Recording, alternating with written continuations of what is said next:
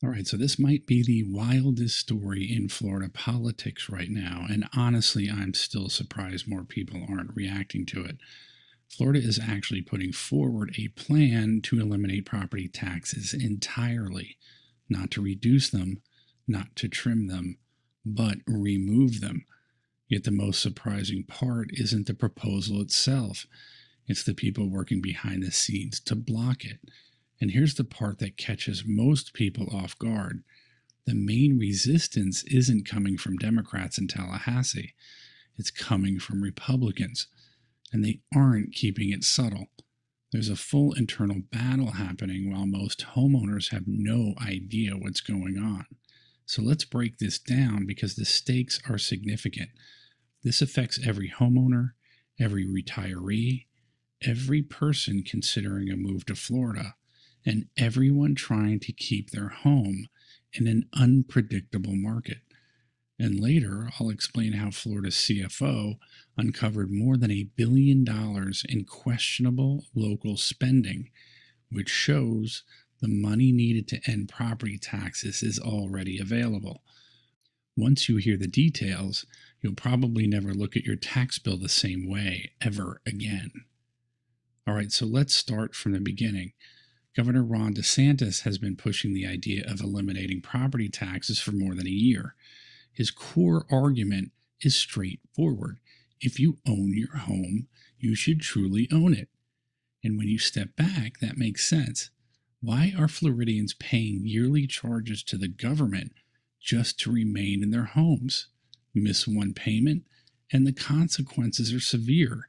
It doesn't matter how long you live there. It doesn't matter if you're 83 years old and living on a fixed income. One unpaid property tax bill can cost you everything. That alone raises a serious question about whether homeowners actually own their property. And if you've purchased a home recently, you already understand how uneven this system is. Your property tax bill might be 3 times higher than what your neighbor pays for identical services, simply because they bought their home decades earlier. Same street, same services, completely different bill. And somehow that's become normal. So on paper, eliminating property taxes seems like an issue that should unify everyone. Seniors would finally get meaningful relief. Families struggling to stay in their homes would benefit. New homeowners wouldn't be punished for entering the market. And the government has the track record to push it. He turned Florida from a competitive swing state into a stronghold. He reduced state debt. He increased budget reserves. Florida's economy and education rankings are near the top. Regardless of political preference, those achievements are measurable.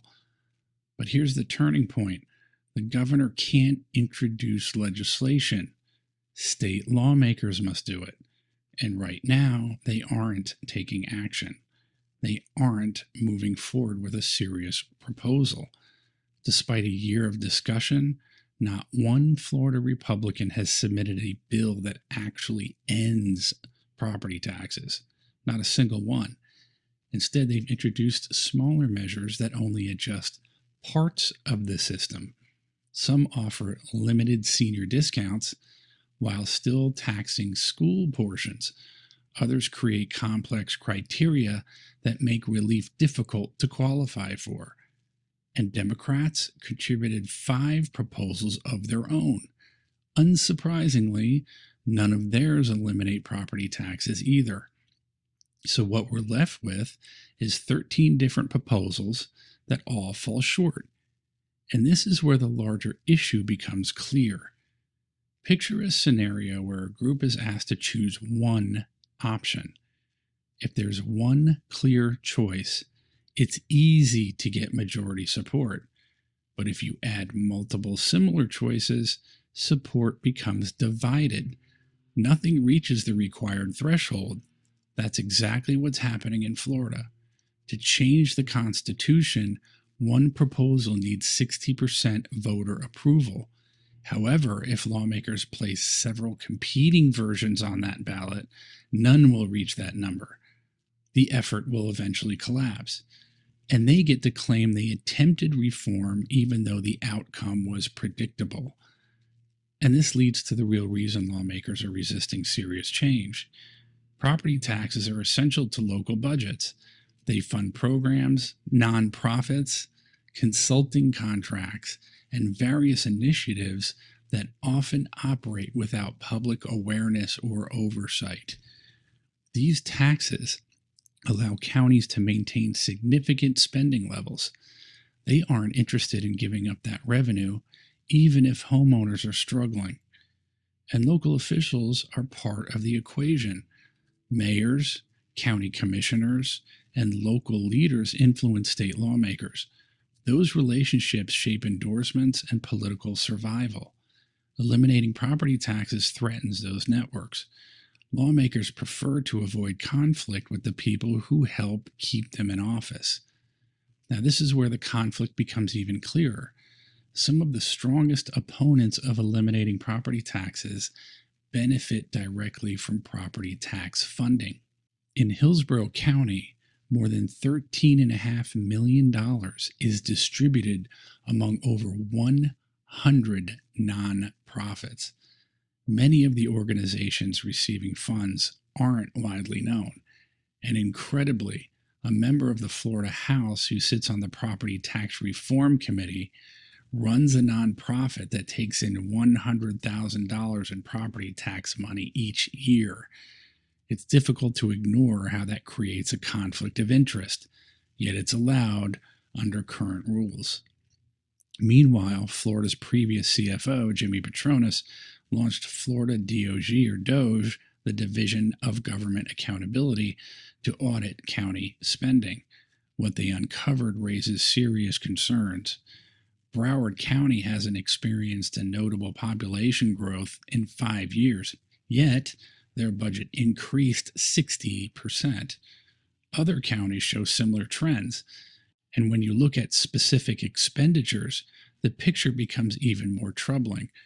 Broward spent $175,000 on a metaverse art project. Orlando spent nearly $500,000 to count trees.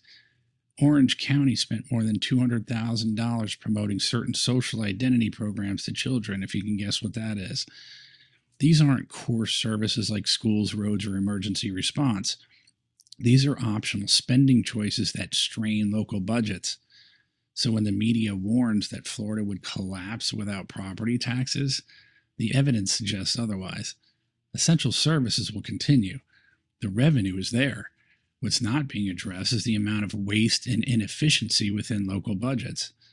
DeSantis hasn't revealed his exact plan because he's not allowed to introduce the bill himself. But if lawmakers were serious about real reform, a solid proposal would need 5 key components. First, primary residents should no longer be taxed. No temporary measures, no complicated requirements. If it's your homesteaded property and you live there, your property taxes should be eliminated. Second, commercial and non-primary property should continue to be taxed. This includes second homes, rental properties, short-term rentals, and corporate-owned homes. Doing this maintains revenue and prevents large investors from overwhelming local markets like BlackRock. Third, counties must be prohibited from replacing property taxes with new fees that serve the same purpose. Without that protection, local governments might simply rename taxes and continue collecting revenue. Fourth, essential services must be funded before anything else. Schools, police, firefighters, and roads should take priority. Only after those needs are met should counties consider discretionary spending. Fifth, property tax revenue should not be directed to political or activist organizations. Funding should support necessary public services, not external agendas. And this leads to the most common question. How will essential services be funded if property taxes are removed? The answer is simpler than it seems. The state of Florida doesn't receive property tax revenue. Counties and cities do.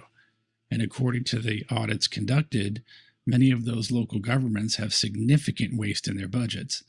Additionally, the state has a large surplus. DeSantis stated that he could fully support all 32 fiscally constrained counties with what he referred to as budget dust. That indicates the financial capability is present. Ultimately, this issue comes down to whether lawmakers will act. It's about whether they're willing to challenge the systems that keep them supported. DeSantis is ready to pursue this, but he needs lawmakers and voters to push one clear proposal instead of several fragmented ones. Homeowners must voice their position. Contact your state representative. Tell them you want one unified resolution on that ballot, one measure that voters can clearly evaluate. Before you go, make sure you check the description for your free AI download. It'll help you write clear emails, stronger transcripts, better papers, and honestly just make the whole writing process easier. The link is right there for you. And while you're in the description, join our Discord server. We're having real conversations about how property taxes are becoming a burden, not only in Florida, but across the entire country, and how federal tax dollars are being wasted right alongside them. The Discord link is also in the description. And of course, if you found this helpful, make sure to like the video and subscribe for more. I'll see you in the next one.